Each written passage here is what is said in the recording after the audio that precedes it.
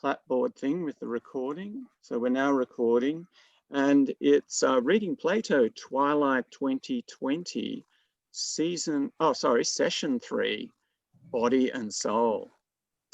Okay, so welcome everyone. It's great to see you guys all again, and hopefully our Zoom will work well for us. So today we're going to revise some of the key points that we've got to so far. Basically, we started with skepticism. What's the skepticism and what's its role? Wisdom, and then these so-called forms. And then we'll move on to reviewing, going through this week's reading. So if you haven't managed to get to it, maybe after we go through the session, it might be easier to read. And if you have had a go already, then it might also be easy to read. Now, someone's still got their mic on, and I'm getting a bit of static coming through. It might be Kathy, yeah. Right, okay, that's better. All right, so yeah, so yeah, so we'll do that revision and then we'll get on to today's reading. But before we do so, we'll just have a final go with this this exercise that we've been starting with, so the cup exercise for the last time. So is everyone on mute? I'm getting more. I might mute some people. What have I got there? Paul. Okay, that's better. Yeah, it's still, I find it really distracting when there's all that noise. Okay, so yeah, final go at this exercise, and then, you know, we can leave that behind. So, yeah, so here is my cup, right? So let's take a good look at it. And you can do the same with your own object. For me, this cup is present, right? It's present in my experience. It's immediate to me in my sensations. But it's not immediate to you. It's mediated by the internet with you. And all you see is just an image on your screen. But for me, it's present, unmediated. But modern philosophy doesn't agree with that. For modern philosophy, this cup that is present in my experience is not the real cup. It's only an appearance of the cup in my senses. Because the exercise we did last week is right.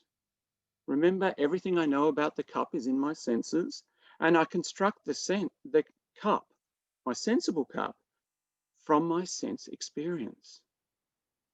And don't trust me on that. Go and have a look at Descartes or Bertrand Russell. They say the same thing. It's only in my senses, and it can only be appearance. There must be something that appears. That's what modern philosophy says. There must be something that appears beyond my sense of it. So there's the appearance and that which appears. But what is that which appears? There must be something giving the appearance, right?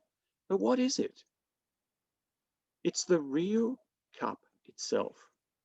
Where is it? It is the material cup in itself, external to myself, external to my experience, my sensual experience. But how do we know this? So the point is, we actually don't know. We only know the appearance. If I break it apart and look at it, it's still only appearance. If I look at it under the microscope, it's still only appearance in my senses. Where is the real cup? We don't know, but we must make the leap of faith to say it's there. It must be there. Otherwise, there would be appearance without something that appears, like a fantasy. How do I distinguish a fantasy, an illusion, from a real experience? Now, This way of thinking about our experience of things is often called the correspondence theory of truth. There's a correspondence between the sensual experience of the cup and its underlying but unknown reality. In the past, this correspondence theory of truth was just called materialism. Materialism jumps in and asserts that the sensible object, this cup, is only its appearance. The object itself is beyond it, but in correspondence with it. The apparent object present in my experience is not real at all. The real object is external to my experience. How do I know this? I don't know. It exists in some unknown realm. You must take a leap of faith and affirm that it's there. If you don't take that leap of faith, then there's only appearance and nothing that appears. Okay, so let's be clear on this. Materialism says that you have the cup itself that is beyond your senses, but in correspondence with the cup that appears. Now, Plato does not make this leap to the material cup beyond the sense of it. The Platonic position is that I construct the object from my experience and experience it in my experience. The essence of its being is in the forms out of which I construct it. It is in this sense that the cup is a shadow of these formal essences. The Platonic practice is to turn around the mind's eye, not the physical eye, turn around the mind's eye to see this formal essence of experienced things. To see these forms that are immediately known. They're immediately known to the mind's eye, but are invisible, entirely insensible. So, what are these forms? And this is what we're going to learn more about in the Phaedo as we go through the rest of this class. Okay, so that's the end of that exercise, and you can certainly reflect on it as much as you like when you're, in your own time, with your eyes closed, going for a walk, or whatever else. Just reflect on these two different ways of coming to the problem, and then the two different ways of going. It's kind of seen as going in two different directions. Plato going up, Aristotle going down, going inwards or going outwards to the material thing. So before we go on with the revision, are there any questions, comments, or reflections on that stuff? The last time we're going to do that one. So is there some sort of written bit of that somewhere, Bernie? Because I feel like I have to pause at each little sentence and, go through it again differently, and it's interesting, it's the third time you've done it. And I think this is the first time I felt more, I relate more to the craziness you talked about last week, of that thinking, because of the blur between reality and reality, I suppose, reality and unreality. That's right. Well, I suppose if we realize that, the cup that's present in our experience is only appearance, then there must be a cup in itself external to us. And so if you then get a position that says, no, there's not, right, then that sounds pretty crazy to our modern Western way of thinking. And so, yes, that's if you've got to that, then that's definitely progress. And if you want to read more around it, well, what I can do is I can just, I can just send you a few notes or something that I use there, giving those steps like we did today. I'm happy to do that by Yes, email. please. Yeah. Oh, okay. All right. Thank you. Well, I'll do that. But these two books are actually really readable. So René Descartes, this is 1640. He wrote this. People kind of consider this book to be the beginning of modern philosophy. So it's actually got this copy's got the discourse, the meditations themselves. So he has this real introspective, kind of feels very personal discussion about his reflections. He went through a process of doubt of at the time in Catholic circles, in Spanish circles and French circles, he's French, there was this wave of skepticism saying we don't know anything, and then a reversion to blind faith. All we can believe is the Bible and what God says, and that's it, because we can't believe anything else. And he used their process of doubt in order to try to find the foundations of his belief. So he did something very similar to what we're doing in his meditations. And then he has a discourse on the meditations where he discusses them a bit more. So, I would probably start with the meditations themselves, and you can find this in secondhand bookshops or secondhand online or new fairly cheaply. So that's one to do. Another one that people might like is a more modern one. It was done about 100 years ago by Bertrand Russell. So Bertrand Russell is very much on the materialist side, but it's very interesting the way he gets there, by very much saying he makes the leap of faith that I was talking about. So that's another readable one. And the founders of modern philosophy in what's called the Enlightenment also describe what they're doing, but it's kind of deep in and in different parts of their books. So one of them is John Locke, a English philosopher in the late 17th century. I think he died early in the 18th century. And then this guy called Bishop Berkeley challenged him on exactly the thing we're talking about here. And then that really started off a whole discussion. And Immanuel Kant, then who you might have heard of, quite famous German philosopher, then kind of tried to restate Locke's position on this. But Locke and Kant have the same, when they get to the point, they actually say, well, there has to be things that appear, it can't just be appearance. So we must say that it's there. Otherwise,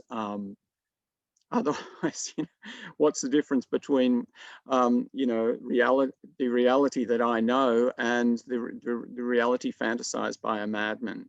What's the difference between, Locke actually uses the expression castles in the air. He says, well, what's the difference between, my reality and castles in the air? So they see no other way out.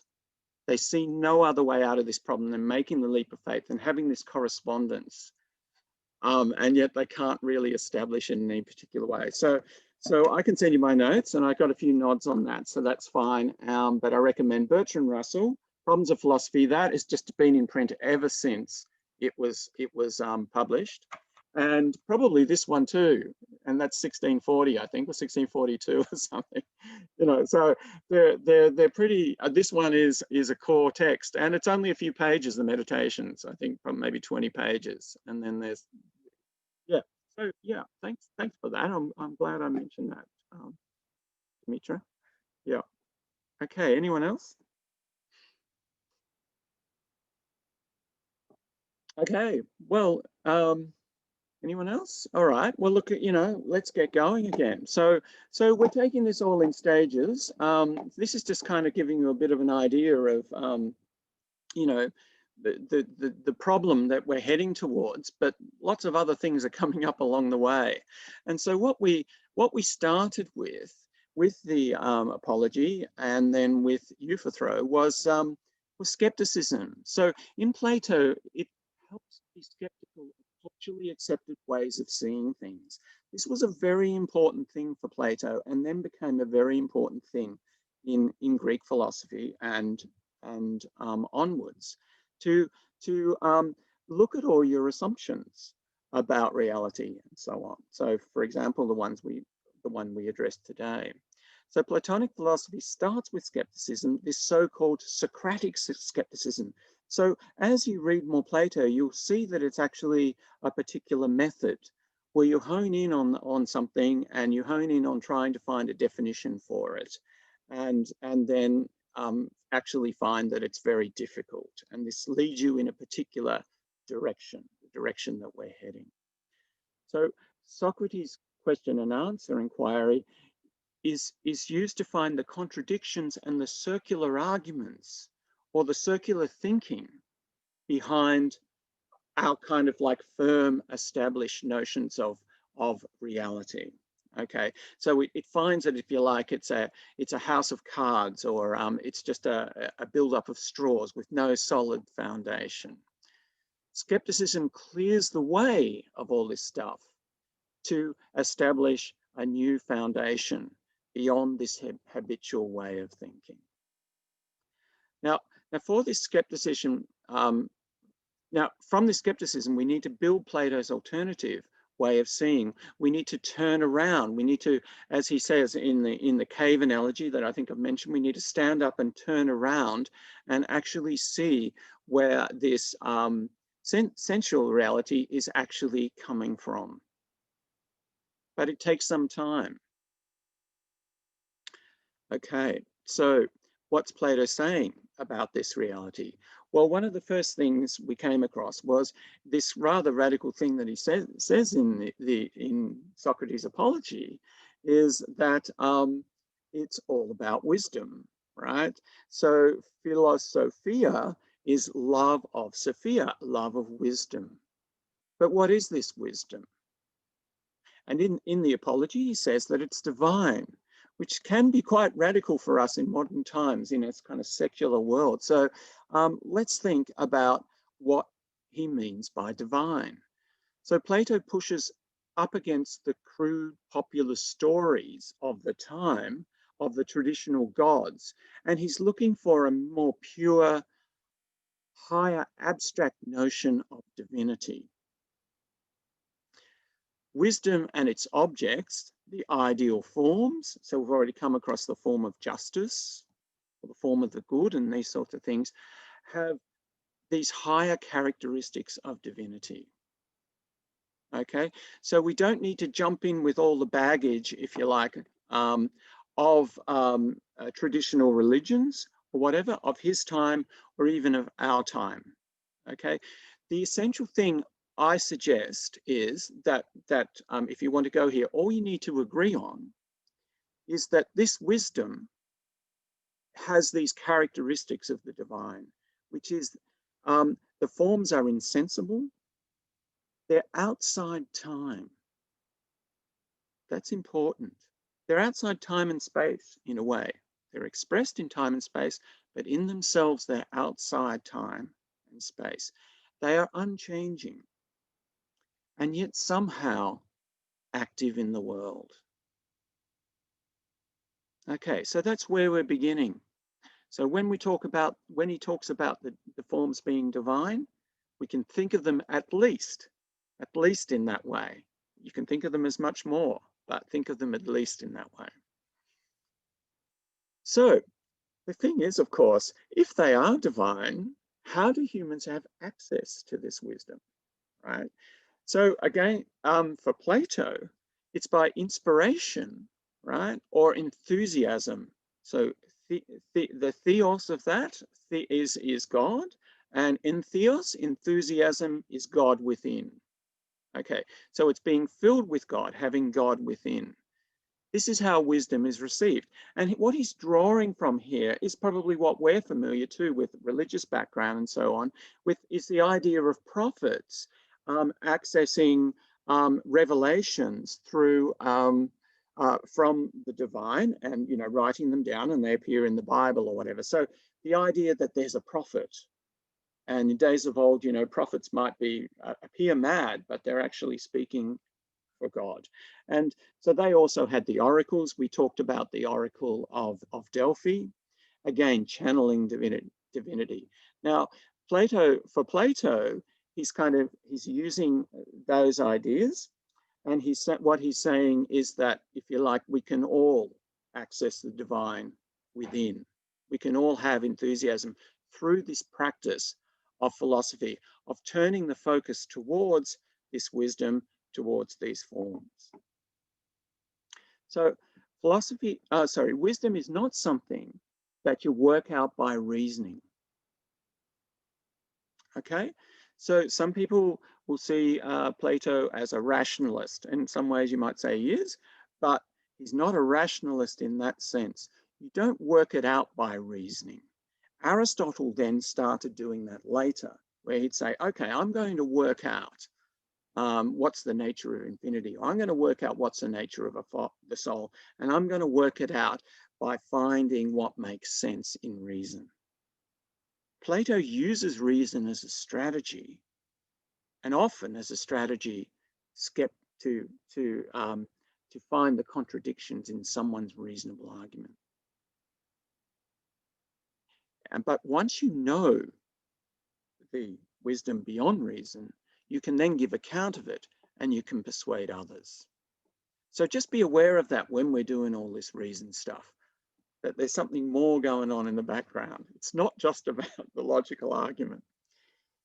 Now, there's some important hints in Plato's texts, and we can that and for other reasons we can say that behind Plato and behind his whole approach to philosophy is not only these early philosophers. We're talking about the Pythagoreans and Parmenides, and we're talking about Heraclitus. There's also the mystery cults. Okay, so there was the Orpheus mysteries particularly, and they were strongly related actually to the Pythagoreans. And they used a different sort of method, kind of where you go away and you have these experiences in caves and they shine bright lights and there's voices coming, and maybe you take drugs and stuff, and then you have your enlightenment. But Plato's way of enlightenment was different. His way is using discussion, dialectic, and reason, logos, rather than and also using myth. So when he goes and talks about the higher truth, he actually says, well, I'm going to tell you an allegory here, right? So he uses these different techniques, which are more heady, more to do with logic, to get to this higher divine truth. Okay. So wisdom is an envisaging, an insight. So wisdom can be difficult, as he says in some of the dialogues, to distinguish from madness. Just as it's difficult to distinguish divine madness, the madness of the oracle, who's actually divining, so they believed, the truth, it's from just ordinary madness. Also, it can be hard to distinguish true wisdom, because the trouble here is there's no proof. And this was kind of disconcerting, it was unsettling for Aristotle. He wanted to be able to prove his positions, but ultimately there's no proof, which makes it a dangerous method in that sense. You either see it or you don't. And then what are you seeing? Is it rubbish? Well, so how do we start to look towards Plato's forms? We've already looked at the idea of justice and noticed how it's hard to define. Yet we seem to have some sense of it.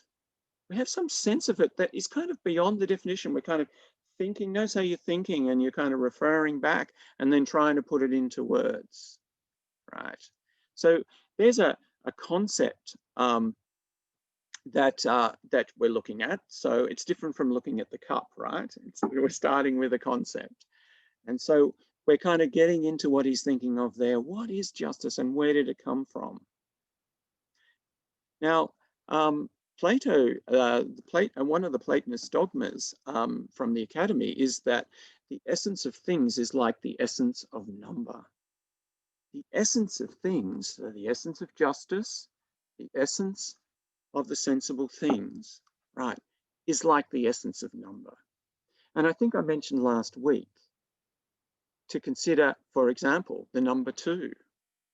So I can have 2 books, I can have 2 pens, I can have 2 cups, We all know two, right?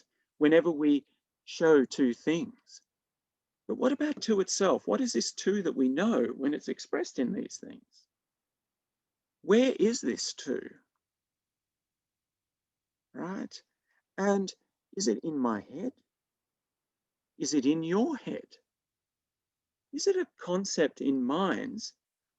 Or is it in some sense in the things that are two? If we all disappeared, would there still be twos, and would there still be two itself? When I die, when we all die. So this is another way of kind of thinking, okay, so think about what two is. The essence of things is like the essence of number. The essence of all things, of justice, of the cup and everything, is like that. What does that mean? So that's how far we've got with Platonic formalism. And we're going to go into it a bit more now with the Phaedo, with this story of Socrates' last day. So before we do go into that, any questions, comments, or reflections on just that beginning to Platonic philosophy there?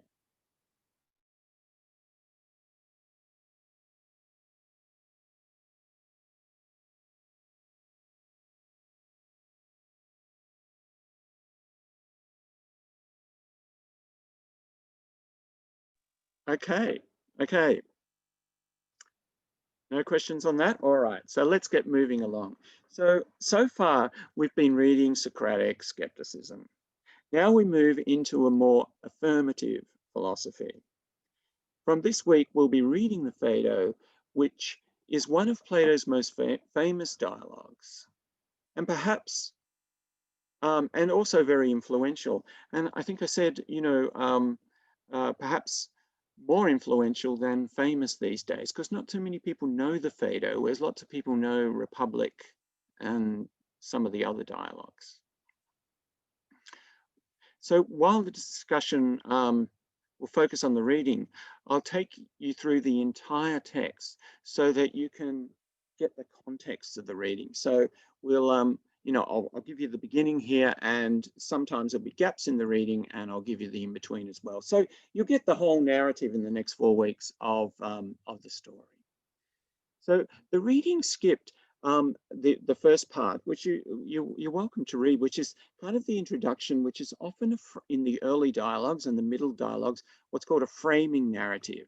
So Plato's dialogues often have these framing narratives where someone is recounting a conversation, a complete conversation that took place at some time earlier. So sometimes there is the narrative within a narrative, within a narrative, within a narrative. It can get quite complex, as it does in, say, for the Parmenides. In this case, we have an acolyte of Socrates, Phaedo, and he's giving an account of the discussion that took place with Socrates and his gathered friends in the prison on his last day, on the day he actually takes the hemlock and dies. So it's dawn in the prison on the last day, the last possible day to have a discussion with Socrates. Socrates could have escaped. As we know from the previous dialogue, Crito, the guards had been bribed, the boat was ready, but Socrates chose not to go.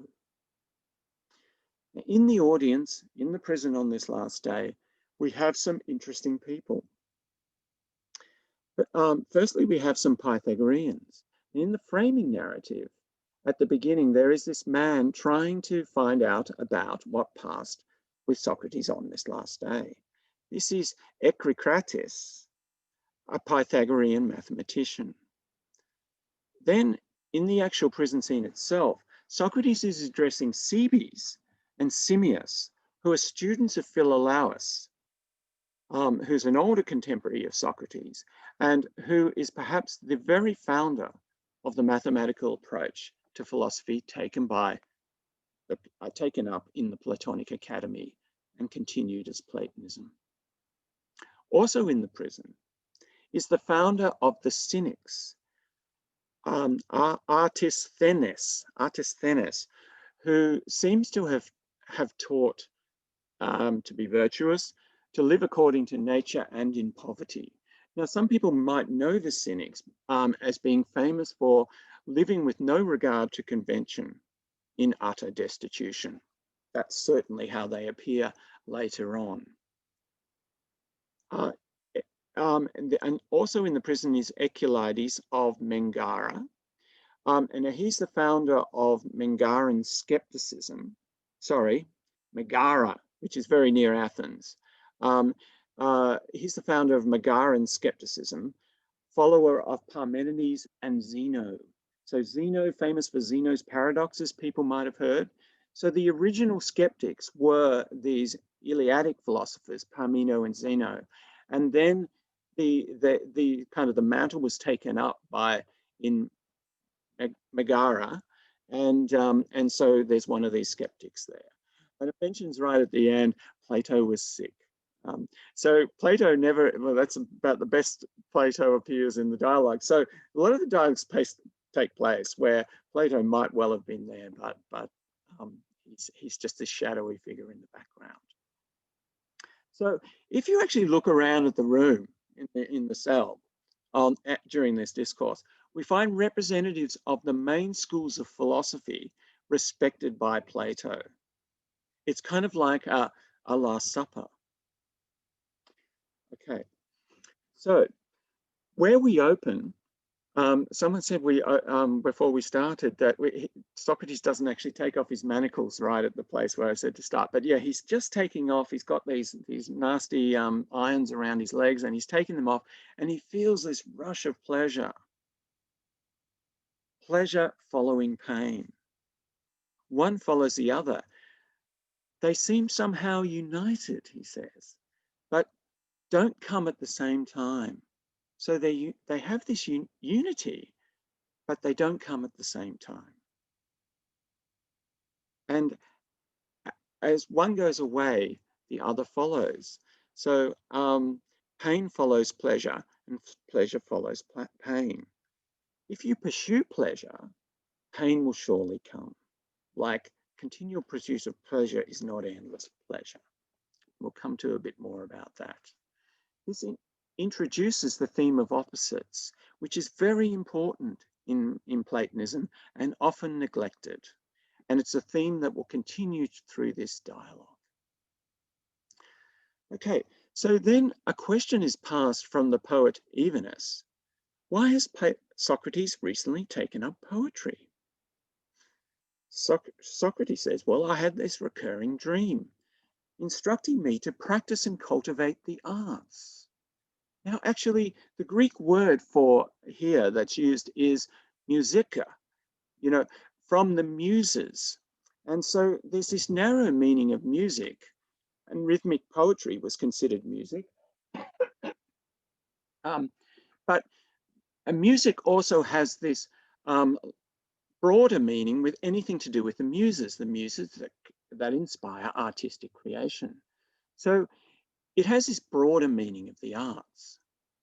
So according to the broader meaning, the dream is encouraging Socrates to just do what he keeps doing, because surely philosophy is the highest art, the highest form of music. But just in case he's misinterpreted this dream and things are getting rather late for him, Socrates decides to practice music qua poetry. So this explains, this explanation actually is a segue into the main theme of the dialogue. When Socrates closes by replying to it, even as with, farewell, and encourages him to follow as quickly as he can. He tells Evenus to follow as quickly as he can. What does he mean by that? At first glance, it looks like some kind of suicide cult. That Socrates is suggesting that after he dies, Evenus should top himself. Socrates asks, is not Evenus a philosopher? He suggests that he's only reiterating the Pythagorean teaching. Remember that Cebes and Simmias are students of Philolaus, the famous Pythagorean. Anyway, there follows a reference to secret doctrine, perhaps the mysteries, and that the secret doctrine is that our current life is a prison. Also note that, as I said earlier, that there's a strong association between the Pythagoreans and the mystery cult of Orpheus. So this idea of a present life is a prison, and then when we die, we're freed from it. But escape by suicide is wrong because it disrespects the gods, who are our guardians and keepers. So you must wait for a benefactor, like the state of Athens in the case of Socrates. Lucky Socrates. Athens is doing a good deed for him by killing him. So philosophers should not commit suicide, yet be ready and willing to die. Here Simmias puts in a plea, "Oh, please don't leave us, Socrates." So this sets up the argument for the afterlife of the soul. I'm going to good gods who are good masters. Socrates will be with gods and better people. There's a suggestion of reward and punishment in the afterlife. And there'll be more later. So what does this mean? So to study philosophy is to study nothing but dying and being dead. All agree that death is the release of the soul from the body, and that life after death is the life of the soul. They all agree to that. There was no argument. The pursuit of philosophy is to renounce bodily pleasures. Indeed, philosophers despise the body. One who cares nothing for the body is as good as dead. Philosophers are half dead already. Philosophy is a preparation for dying and being dead. Death is the release from the pursuit of bodily pleasures, bodily adornments. The philosopher's soul is disdainful of the body. She wishes to be free from its chains, free from slavery to the body. This is why the true philosopher makes dying his profession. Now, is this surprising? This is undeniably morbid. There should be one of those mental health warnings like they have on TV saying, you know, here's the number for crisis line. What makes it weird is that Socrates is so playful and cheery as he's saying all this. Now, there's a passage here that I just want to draw out because it becomes important generally in Plato's writing. It's at about page 68a. There's this interesting analogy between the lover and the beloved. The analogy of the lover and the beloved will become a theme throughout Plato and Platonism. And we looked at it more, and if you're interested, in the course we do on Platonic love. And it goes right through Islamic Platonism and into Sufism. So he talks about when a beloved wife or child dies, the loving husband or father wants to die too, to be with them in the other world. And it's just the same as the lover of wisdom. The philosophia, the philosopher, wants to die to be with his beloved Sophia. The philosopher aims to purify himself from the body until the divine himself gives deliverance. In his aim of acquiring wisdom, the physical body is a distraction. Moreover, we all agree that hearing and seeing are not accurate, and then this is a segue to his discussion of the forms on about page 65. So the philosopher is reaching up towards the reality of the forms. Reaching up is the metaphor that's used here. We might say within. Like the forms of absolute justice, as we've already discussed, and also absolute beauty and absolute goodness. We need to see the absolute. We never see the absolute, I should say, with our eyes. It's unseen, altogether insensible. And there follows this declaration that philosophy is to pursue the essence and underlying quality of everything. So to pursue the essence and underlying quality of everything. Philosophy looks towards the real nature of any given thing, what it actually is, its essence and underlying quality. So now, forms are not just about some high ideal, some high concept like justice and beauty, but about every darn thing. To get there, one must meditate on the reality alone without the senses, like a retreat through meditation away from the body and away from the sensible world. To understand the essential being of all sensible things, you must go away from the realm of the senses and be in the realm of the forms. We must be free from the body and must behold the actual reality with the eye of the soul alone. He says that about 66d. Arising to truth is a purification of the soul. The practice of philosophy is the soul fully detaching itself from the physical body so that it is ready for an easy transition to the life, the pure life of the soul, the afterlife. So remember, he said that philosophy is a preparation for death. So, and philosophers are already half dead anyway, because they're practicing this detachment from the body by turning the mind's, this eye of the soul around. Okay, so there's also a discussion here, kind of a separate thing here that is interesting and is developed later, about 68c. Now, it's towards the end of the reading, and he talks about ordinary self-restraint and ordinary virtue. So ordinary virtue he sees as based in fear. So fear of missing out on another pleasure, or perhaps fear of punishment, like you've broken the law, or you've done the wrong thing culturally or whatever.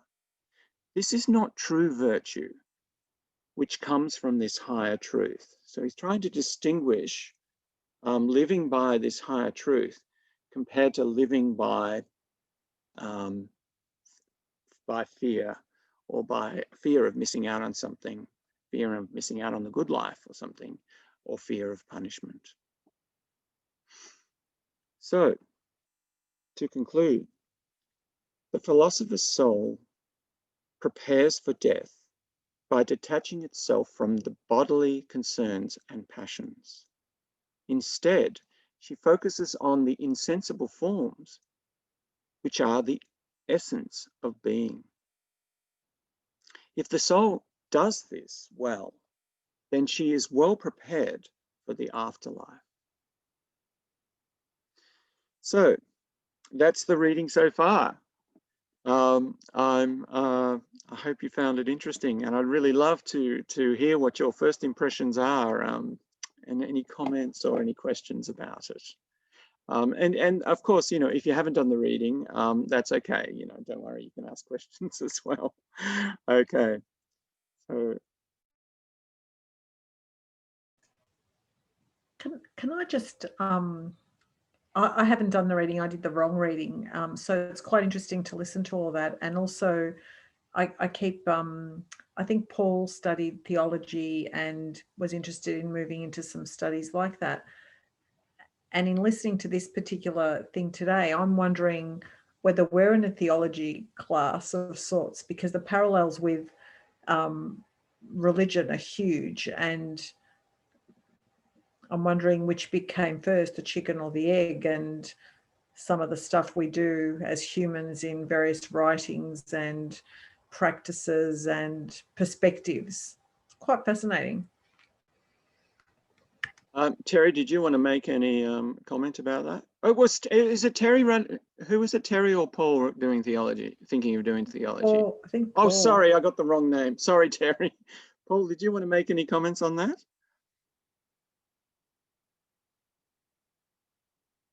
Maybe, oh, here we go. He was on a phone. I think it might be harder. Okay, all right. Well, I can make a comment on that, and maybe Paul can pipe up when he's ready. Can you hear me? Yes, we can hear you. Yeah. Yeah. So, Paul, did you want to say anything about Dimitra's comment about the relationships with, you know, like, are we in a theology class here? Okay. Okay, well, we're not getting anything there, so I'll continue. So, in fact, actually, we're doing another. Effie and I are doing another session on Monday nights about the relationship between Platonism and Christianity. So we're moving through this question ourselves. Of course, Plato was, you know, many centuries, certainly 3 centuries or 4 centuries before Jesus. So let's say 4 centuries before Jesus, 400 BC, Jesus is around, you know, after 0 sort of thing. So it's a long time earlier. But there also is a lot else going on as well, and there's stuff before Plato. So there was the mystery cults, and we'll get a lot of these stories about the afterlife that people think actually come from this background. So that's there, and you can see the influence in many ways. So those stories of the afterlife and so on Christianity, and also you can see the influence of the kind of the form stuff and the form of the forms of monotheism, the creator God that we see in Plato as being influential also on Christianity. So have we got you back yet, Paul, or no? Okay. Did you want to make any comments about that? Can you hear me? Yeah, I can hear you. Yes. Good. Sorry, I'm going in and out of signal, I think. Mm. No, I was just saying, yeah, listening to all these discussions, I always fall back on either my Christian faith or having studied theology. And I always, listening to what you're saying, I always go to this idea that religion, we always need a starting place, and that seems to be religion. If we're just philosophizing, then it sort of feels like sometimes the argument goes in circles, whereas if you have a religious basis, that sort of gives you that starting point. I don't know if that makes any sense, but well, it does, Paul. And can I ask you there? Can I just ask you there? So you said, like, when you just start philosophizing, so you were putting the opposition between religion and philosophy, and then Dimitra was suggesting that this sounds like theology. This philosophy that now we're talking about, this, which was the original philosophy, because it was the Pythagoreans and Plato were the first people to say, this is what I'm doing philosophy. So what we're describing here is then, in the narrow sense, philosophy.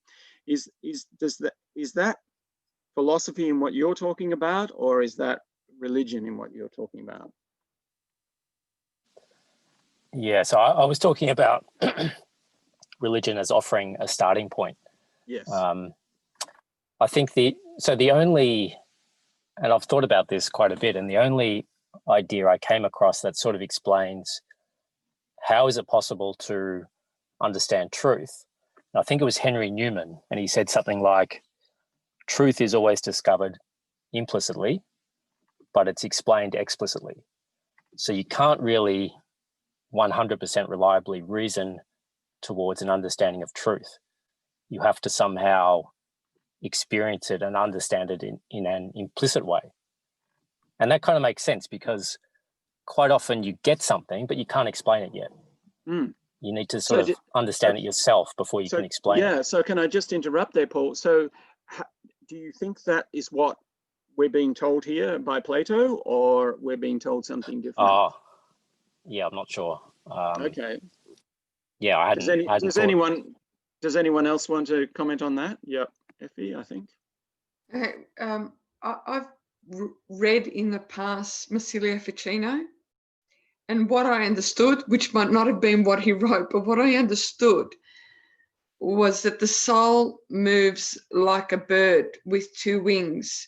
One wing is reason and the other is faith. And if you just use reason and flap one wing, you're not going to fly the direction you want to go. And if you just use faith, you're not going to fly the direction you want to go. You need to flap both the faith, the religion, the faith, and the reason together to be able to get the soul to where it needs to go.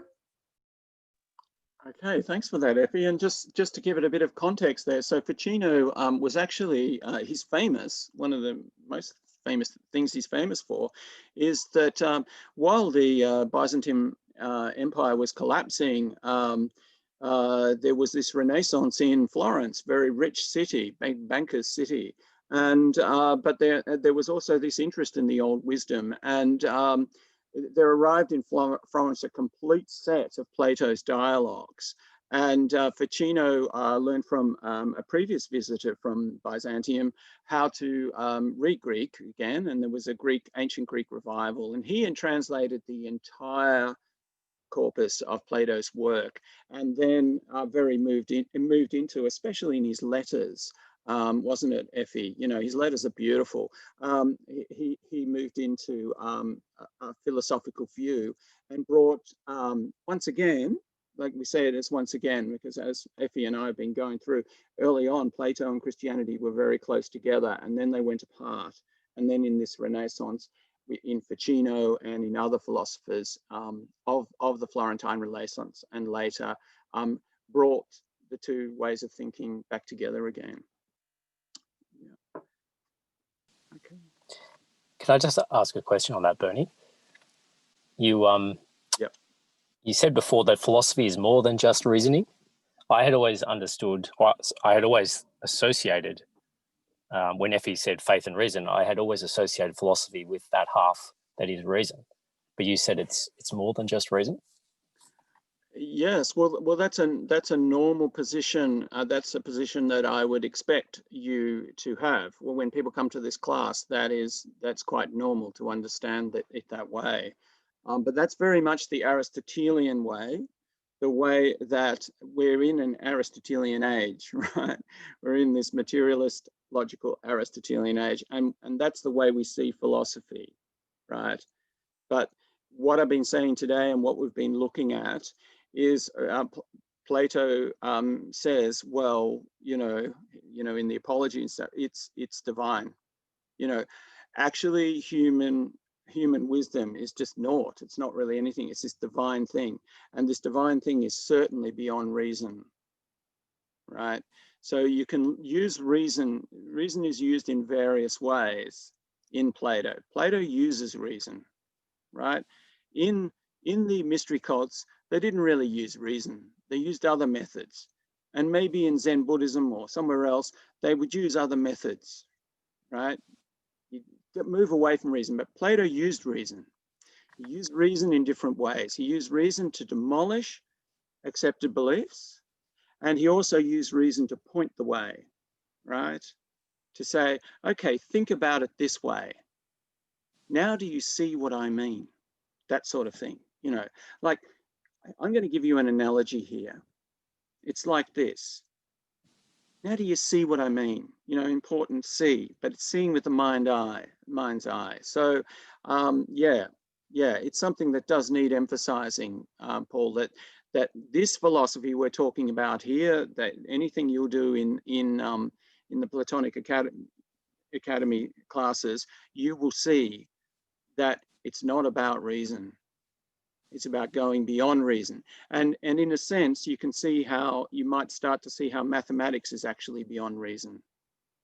That mightn't be clear right now, but the foundations, we'll have a little bit of a look at this next week, different types of knowledge and signification and that sort of thing, and see how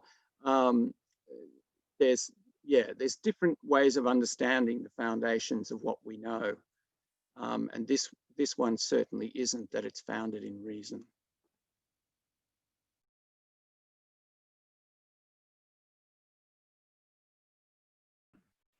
I suppose the other important thing to consider is definitions or accepted uses of words. And I know we talked about, you know, the divine, and I suppose different from a different perspectives or different there's a different perspective of and definition of divine for different people or different groups, I imagine. Yes, well, that's right. And so it's difficult to choose the right term, isn't it? Because even then it has different connotations back then, because that's right. You got the pantheon of gods there, they're all divine. There's all these stories about all the nasty things they do to each other and everything. So Plato's got his own problem dealing with that, right? And we got our own problem. We got our problem as well. Is like some people may go, oh, divine, oh, what? I don't want to talk about divinity, you know, here. So yeah, it is tricky, and so we kind of have to talk around it. And even like we can talk about the soul. Soul is quite interesting in its evolution of that term soul. And so the original term, I'm saying it in English, psyche or psyche, is the original Greek word. So we do need to pay attention to what's being translated. And so the meaning at Plato's time, but also Plato's use of that word, you know, because he then transforms it. So yeah, it can be tricky, but once you keep working with the dialogues and you keep, you know, playing, you know, you keep being aware that music, you know, like arts is translated, you know, from music, and music has a narrow meaning for us, and psyche has a different meaning, and so on. You know, once you play around with it and you're reading a lot, you start to, you know, get a bit of an I've been quite surprised at the references to you know, what we call, well, what you recognise as I suppose Christianity. I mean, last time you talked about who else in history has been sentenced to death by society, who was popular, you know, obviously referring to Jesus. This time you sort of made a comment there about Plato in the scene has got respected philosophers in the room, and he said it's a bit like a Last Supper. And then, you know, in Euthyphro, there was really this concept of monotheism versus polytheism, and Plato very much discredited or threw skepticism towards this concept of polytheism. So I've been really surprised that coming into this extremely fresh, like I had no preconceived ideas or predetermined ideas. So yeah, it's been really interesting to see, and particularly this one, the discussion of body and soul, and obviously bringing up this concept of enlightenment and afterlife and what have you, which is just really surprising to think about that, because it's 400 years prior to the, you know, Jesus Christ era and the, you know, those writings. So I was just, yeah, really interesting, fascinating, actually. Oh, great. Oh, well, thanks for reflecting on that, Terry. Yeah, well, it's a common reaction, and it's great you gave us that, because you know, I suppose one of the reasons we exist, as in this group, is that this background is actually obscured to us because of history. So what happened, of course, as you know, you might know, at one point Christianity went very strongly for exclusivism, and so in the 5th and 6th centuries, you know, they actually got rid of the pagan temples and you know, just kind of closed down all the places that were teaching philosophy separate of Christianity, and then a lot of the texts were lost and so forth. So that's a bit hard. And then when science was reintroduced, it had to be reintroduced by pointing down rather than pointing up, because Christianity is pointing up, right? It's got a theology, right? And the theology is closely guarded because they have so many controversies over what the nature of the God that they have to guard it. And Platonism's got its theology, right? And so they're competing. And so when science was reintroduced, so let's go Aristotelian, because he's just pointing down at the created things and we can learn all about them in that way. So in the Middle Ages and then later in the Enlightenment, you had these kind of two realms. You had Christian theology, all in the Bible and everything, and don't contradict that. And then science was allowed to do pointing down stuff. So, and so what happened before Christianity is lost, and we've kind of got this divide between what we're talking about here, whatever you want to call it, and science. And really, now that the churches aren't so powerful and stuff, we can, we can quietly rediscover this different way of thinking, this Platonic way of thinking that is so much behind our tradition, our European, if you like, Western and Eastern, European tradition, that is very much lost. And so this Phaedo, particularly the Phaedo, just seems to be, it almost seems to be like another book of the Bible. Okay, it is the most, influential on Christianity as we will move through. Other dialogues, not so much, but this one certainly. And so, yeah, it's interesting in that way, especially if you're Greek too, of course, reattaching with, your Greek heritage. Okay, anyone else?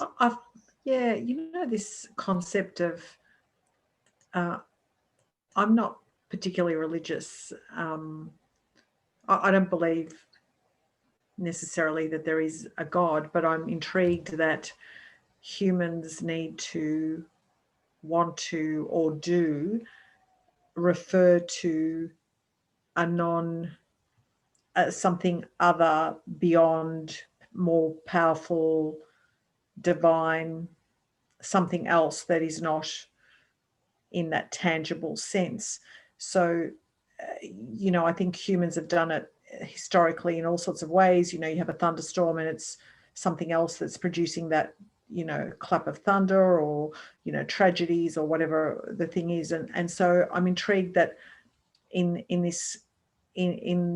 philosophy, we also have references to the divine, that other, unknown, intangible, difficult to articulate thing. And I wonder whether that's part of human nature, or humans to have to, want to, or need to attribute something, some explanation to some things that they can't do any other way, Yeah. Okay. Yep. Okay. Yeah. Well, that's an interesting thing. What are the origins of, and what are the sociological, perhaps, origins? You can give different explanations for religion. But I want to say, because of just the way this conversation has turned, and I think I need to say it, that atheists should feel very comfortable in this class. Atheists in the normal sense of the word, because and also this reaching towards some outside force, and use the example of the thunderstorm or something, and being God or whatever. But there's something beyond the sensible. Well, then maybe you just want to think about, as I've said, the number 2, right? Because the essence of things is like the essence of number, right? So Platonism, at minimum, is pointing you towards something like 2 or 3, or the perfect circle. So we recognize a circle. I recognize a circle here, right? We recognize it. Yeah, that's a circle. Oh, that wheel there, that's not a circle. It's gonna give you a rough ride. You recognize it expressed. in the sensible world, but the circle itself exists somewhere else. It's immediately known. So go, is that wheel circular? No, it's not. You know, you recognize it, right? Where is that ideal circle? Where is the number 2? Where is this? So we're not talking thunderstorms here, right?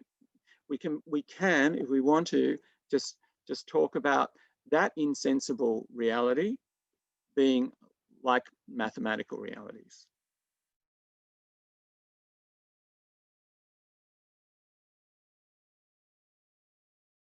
Okay, anyone else? Like Kathy, people haven't spoken, Levi or Fiona or Kathy, any sort of reflections? I got a couple of things that I want to say, but I'll close the door for a sec. Just hang on. Okay. Yeah. I don't know whether I'm on the right track or not, but I sort of feel like everything, like every thought, or we're trying to make sense of the world. This is, I know it's not, I may not be saying it in the philosophical sense, but we're trying to make sense of the world. So everything starts with a thought. And we're trying to translate that to language, but there's, like you were saying, there's something bigger that, I don't know. I've been looking into Buddhism only because, this goes back to something something I wanted to say even before what I've just said now, is that they're talking about this disconnection too, to the mind and the body. That's what I thought of in that passage when he was talking about the detachment of the body and the mind. Yes. Because I just went towards it for meditation, but I've discovered there's other talks around it, and it's saying similar things. Yes. Well, thanks, Kathy. That's another very ancient, I think. Yeah. Well, I don't even know. Is it a religion? I don't.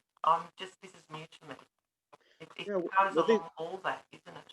Yeah. So this is another way in which and this really pains me when I see way in which we've lost our tradition. When I see people turning to the East for this approach of detachment, right? So it doesn't mean that you don't enjoy the beautiful world or whatever else. It doesn't mean that you don't enjoy your senses, but you have this detachment from it, and it takes a little bit of a while to explain and to understand what that detachment means exactly, what the essence of that is.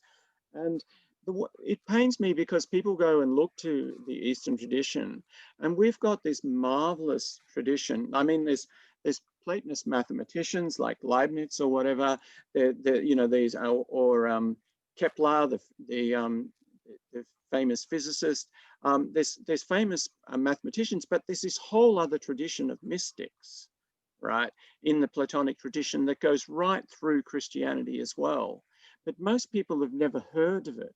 And if they go and read someone like Meister Eckhart, if anyone's heard of Meister Eckhart, they'd say, hey, this guy's a Buddhist. You know, where did he get all this Buddhism from? Well, it's not Buddhism. It's actually this tradition that we're starting to engage with right now. And you'll see more of that. You'll see more parallels with Buddhism as we go.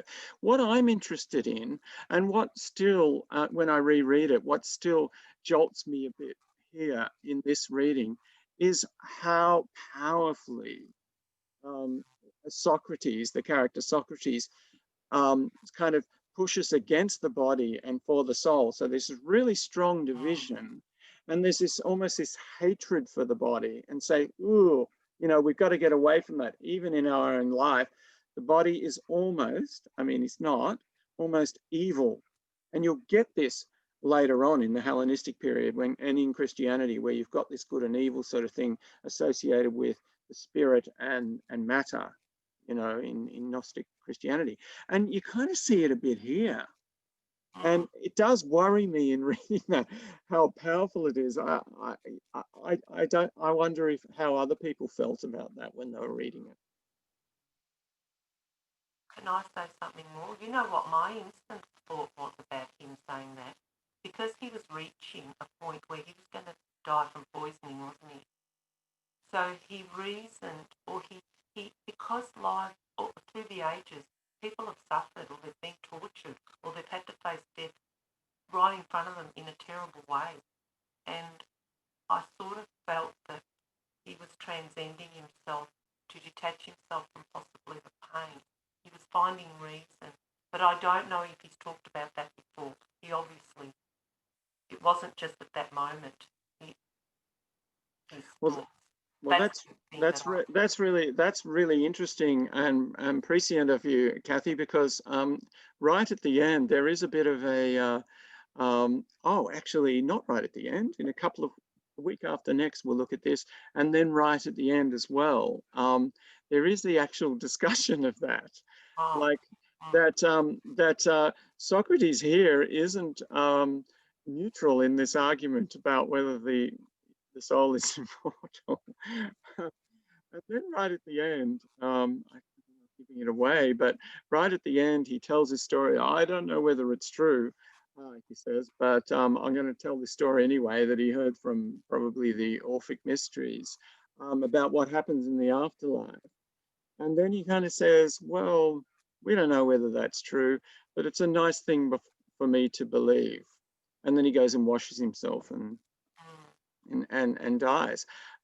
So yeah, there's that dimension to it as well. Definitely. That's what I saw at the end. But that's what instantly came to me in the end. But it's not what I think that it is. That's just what I went to thinking that was one of the thoughts. And that's what's hard about it, because it stimulates so many thoughts about. Yeah. Okay. I'm trying to find an answer in it, and there may not be one. Right. Does anyone else have any? Yeah. Yeah. Does anyone else have any reflections on that? Even if you didn't read it, you know, just from my account of it. I mean, I did a bit of an animated account. I kind of pushed it pretty hard. Does anyone else have any reflections on that body soul thing he's doing? Yes.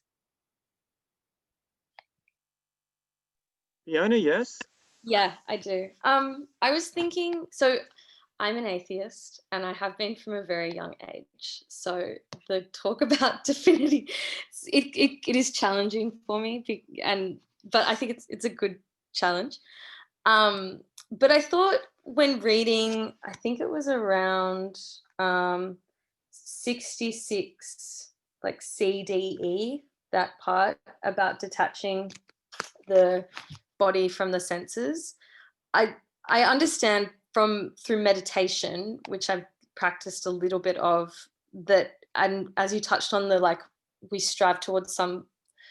we go towards the like Asian schools of practice to find this thing, this like, I guess, sense of purpose and whatnot.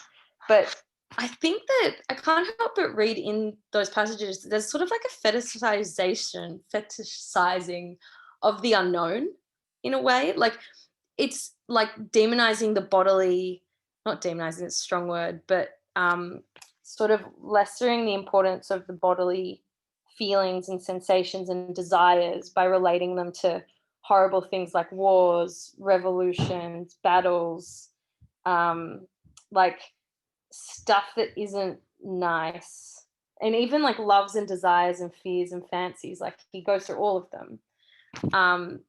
In saying that I couldn't help but reading that it was like, yeah, we're striving to attain something that's outside of reach, like wisdom or enlightenment, is renegating the bodily sensations to something lesser, when that's all we have, well, all we unenlightened people have.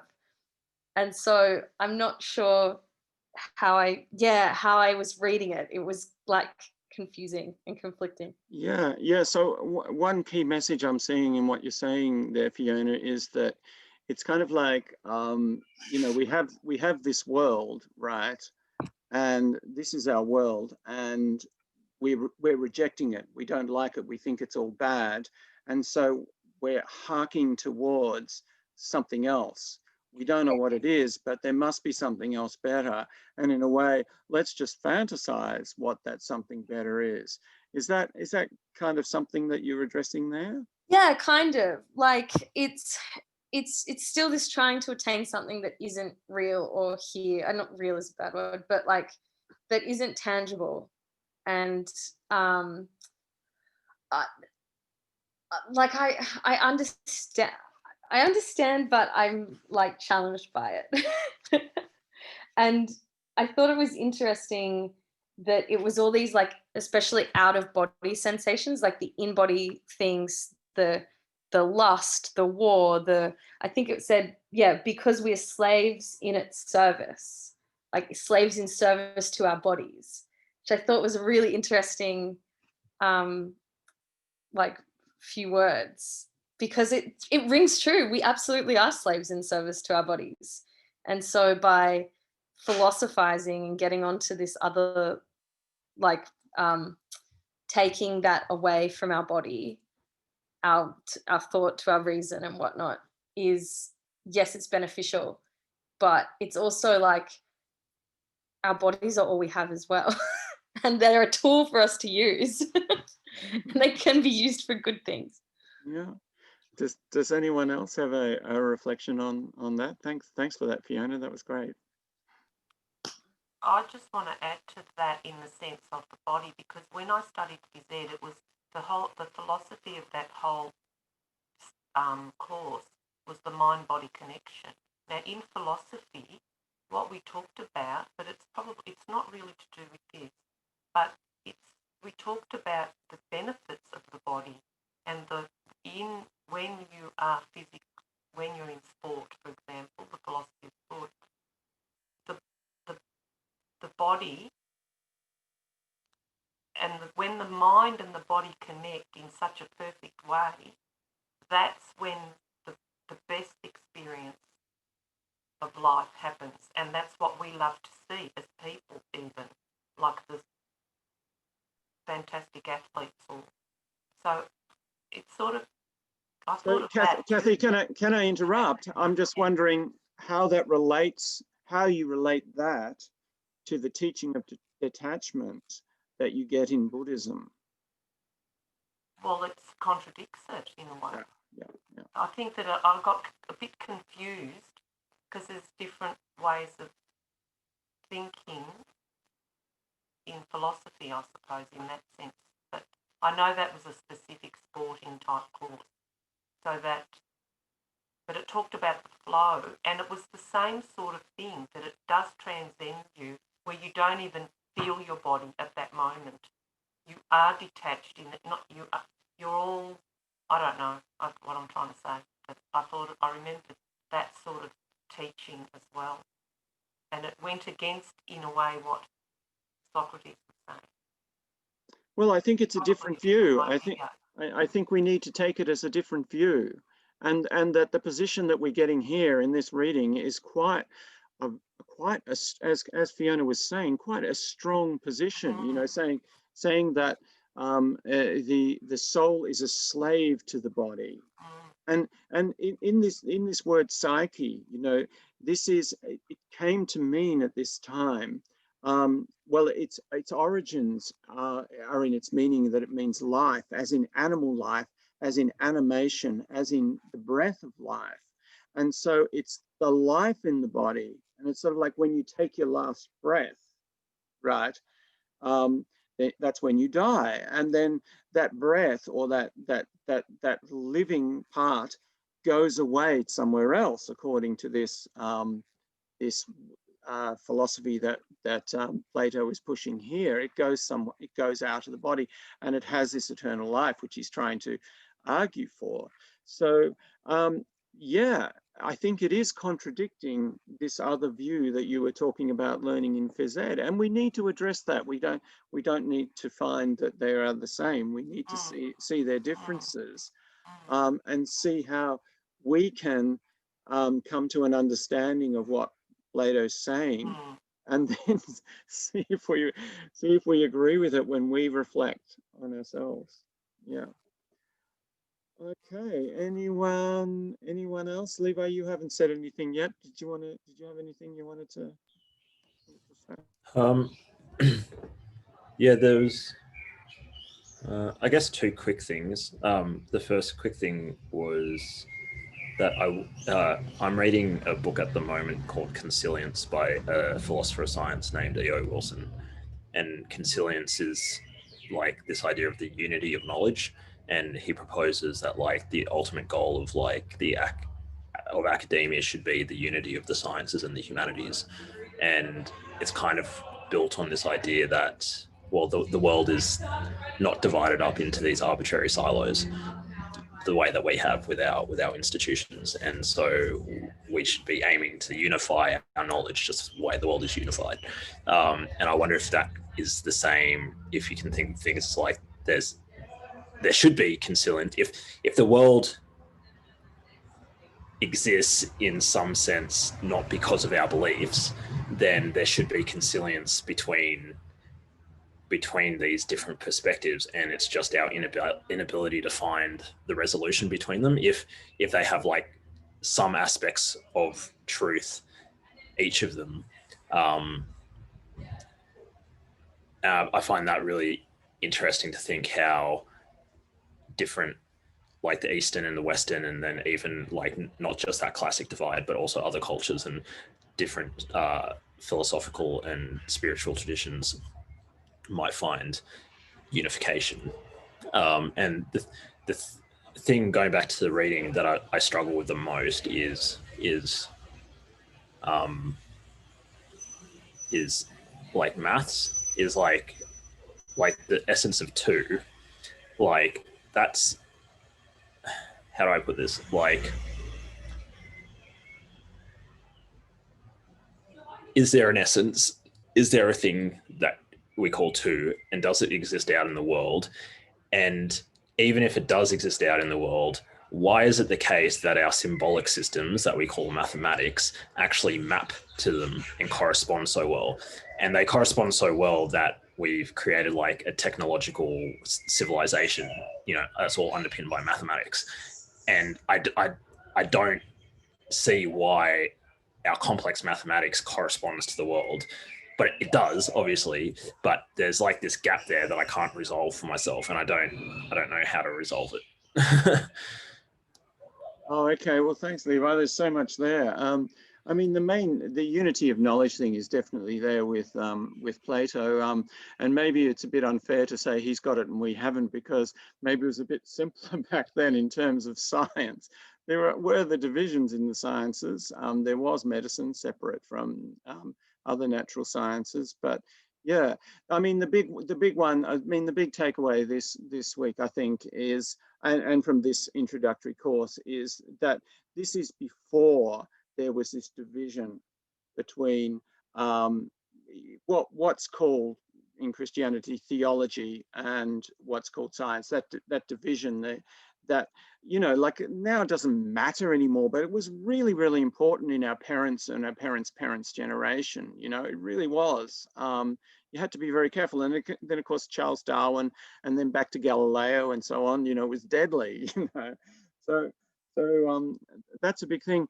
And I'm just trying to get at what you're saying about the mathematics there, because that's important. Because really, for someone who's into science, that's probably a good way to get a bit of an image of what Plato's talking about. So Plato's one way to say it is that that if you like, when you do, it's just a perspective on modern physics. Like, just get a perspective on a Platonic perspective on modern physics. When you're doing physics, right, modern physics, what you're trying to do is you're trying to see how something works according to the laws of mathematics, right? And so you're really trying to work that out. And when it doesn't conform to those rules, then there's a big problem. So you get the problem of quantum theory, and the problem with the relationship with quantum theory and gravitational theory, but also the contradictions within quantum theory that are famous and have been around for, you know, almost 120 years now, unresolved in a way. But sometimes the maths precedes the experimental observation, and the maths, it turns out we prove 100 years later that the maths was right in the first place, and that's like, what the hell? Like, sometimes, not all the time. the maths precedes the physics. Yeah, it's crazy. Yes. Okay. Yes. Sometimes. So what does that mean to you? I'm interested. And how does that relate? It to means Plato's... that like somehow the maths is like getting at something more fundamental than our observations. So you're talking like a Platonist. And I don't get right? why that should be the case. Yeah, but in saying that, you're talking like a Platonist, right? Yeah, I guess so. But there seems like there's some sort of like jump in. To me, I feel as though in my understanding of all of this, like there's a missing piece that I don't see how you get the things to. So what's the thing connecting the physical world and the mathematical world? What I say to you, Levi, what Effie and I think what Effie's about to say is, well, stick around and maybe the missing piece will be the Platonic approach. Look, we're getting towards the end. Cliffhanger. Yeah, throw something in and then we'll wind it up. Yeah, see, even at that level, I'm not really sure whether it's just reason and I don't know whether mathematics is just logic and reason. I think there's faith in mathematics. And there's two things, like in basic binary maths, there's a fundamental question in mathematics where 1 + 1 = 1 as well as 2, right? Like if you look this up, there's a kind of like the very basic turns into 2 and 1, like unity. And then there's examples with indigenous cultures where, there's that one that Captain Cook's got where he's got all the sheep, like hundreds of sheep, and one's missing. And he says to the indigenous man, "What are you doing?" And he's like, "I'm looking for the lost sheep." And he said, "Well, how do you know?" And he goes, "No, I know there's one missing, but they didn't have numbers as per se. They didn't have the mathematics. They had their own complete system, though, that related to the world and was equivalent, but it wasn't mathematics. It was just a different understanding." So it's maths, it's reason, but it's faith as well, I think. I don't know. Okay. I'm not sure. Thanks, Effie. I'm not sure. Nice one to finish on. Big question. And I mean, in terms of this question of 1 and 2 and stuff, what we will be looking at opposites in a big way, and you can see why 1 and 2 are important there. What is the essence of the Platonic 1? Is it actually 2? We'll have to see. So we'll get into the forms of opposites next week, and some other aspects of the fundamental forms of forms. So it's not no high mathematics. It's just thinking in this more mathematical way, and so it's more a visual. We enter it more through a visual medium rather than a textual medium a bit next week. So I'll be showing a few slides next week. We didn't have any slides this week. So just to try and get our minds thinking in the Platonic way. So thanks everyone for coming along again and your contributions. I mean, we just can't do it without you. It's great to speak your mind and to speak your reflections, because that really brings the text alive and brings the discussion alive. So keep it up. It's a great class, and we'll see you guys all at the same time next week. I won't send a reminder again, so set it in your diaries. And if anyone wants to stick around and got a further question, quite happy to answer that then. But otherwise, goodbye and catch you all next week. Thank you. See ya. Okay. Thank you. Thanks, everyone. Bye-bye. I'm going to go. Okay, see you, Terry. Nice, Yeah. Thank you. Can I just say, it's a really good, it's just a really open, good group, I think. It's people it's just a really interesting eclectic mix as well. So I like it. Yeah, it's a good mix. Yeah, that's right. And that helps. That really helps. We don't want everyone nodding their heads and agreeing, you know. That's right. That'd be the worst thing. Yeah. I really enjoy. I'm actually really excited about next week. So I read a little bit of the bookmark. Oh, you're reading ahead. Okay. Oh, okay. You read the bookmark. Yeah. And I thought, oh, this looks fantastic. So I'm really keen on next week. Sounds All great. right. Great. We'll see you then, Terry. Bye. Okay. How you going, Effie? The other young boy was missing. That was a bit sad. Oh, yeah. I Oh, don't think yeah. Kate's coming back. I don't think she really applied herself. So Oh, okay. never Oh, mind. was it Russell? Russell, Yeah, yeah. I missed him actually. Yeah. And he only asked questions. Oh, I better turn the recording on.